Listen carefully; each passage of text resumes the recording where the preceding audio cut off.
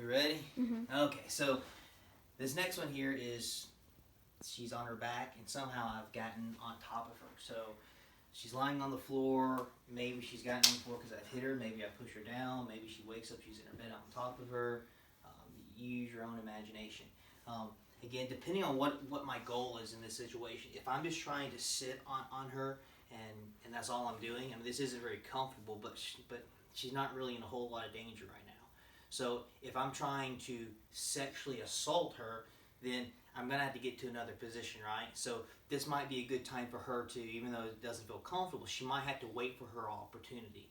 So she might decide, okay, well, he wants to get in between my legs, so I'm going to wait for him to start sitting up, and as he's getting in between my legs, that's when I'm going to pull my foot in and kick him in the face. Or maybe I'll just stand up in base and get away, okay? So depending on what the situation is, if I'm sitting on top of you and I'm raining down punches, again, depending on the situation, you don't want this. This is one of the worst places to be. This is called mount position. So her hands automatically come up to give her a little bit of protection. So if I start punching, she can kind of deflect some. Her elbows are in nice and tight, okay? If I get my knees up under her armpits, so if she has her elbows, say she has her elbows out here, and I get my knees underneath her armpits, it's going to be really hard for her to do the hip escape. So she wants to keep her elbows in nice and tight. For just the demonstration part of it, we're not going to do a punch, we're going to demonstrate from a choke. So let's say I'm trying to choke her. So she wants to kind of break some of that grip, so she's going to like either grab a hold of my hands, or instead of grabbing my hands, she's just going to try to push her hips up to the ceiling. We'll do this one. She's going to try to push her hips up to the ceiling as hard as she can. So by doing that, if she does it really nice and fast and hard, I'm going to naturally kind of put my hands out. So one more time, she does it, boom. Good. Now once she does that, this is where the timing comes in. She's going to pick an arm, and she reaches out, and she grabs that arm, and she's going to hug it as tight as she can. Okay? So she's thinking of me as kind of like a tabletop. This arm, I don't have much support. Okay? She's going to take her right leg, and she's hooking my left leg. She's going to do the same hip. She's going to hip up, and she's going to roll towards me now. Okay? Just like that. So again, that's what the hip escape, so to speak. All right. So again, I'm here, and there's two hips. There's two hips. I'm pushing my body up, my hips up first, to where I kind of knock them off balance, and then I'm grabbing their arm.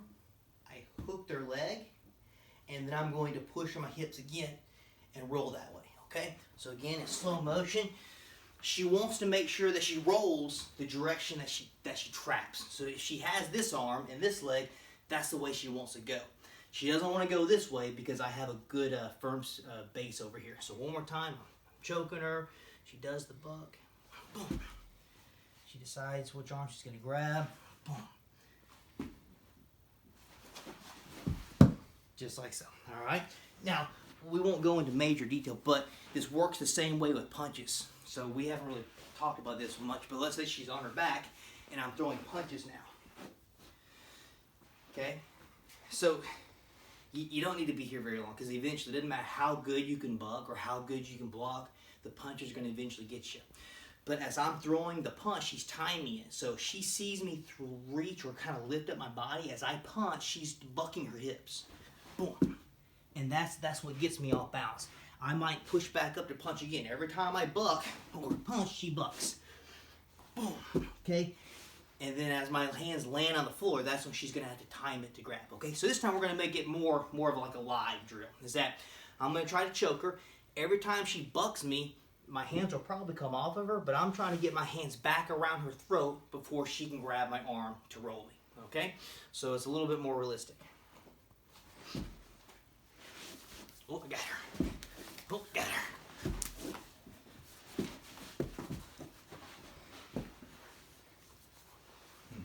And then get away. All right, so this time in fast motion, same thing. After she rolls me over, she's going to stand up and she's going to get away. All right? So my goal in this particular drill is to stay on her as long as I can. I'm going to stay on top of her as long as I can, and I'm going to try to choke her as long as I can. So she has to buck and keep bucking until she escapes. Once she rolls me over, once she gets to here, she has to then get up and get away. Because if she stays there too long, then I'm going to grab her and pull her back down to the ground. All right? So in live motion.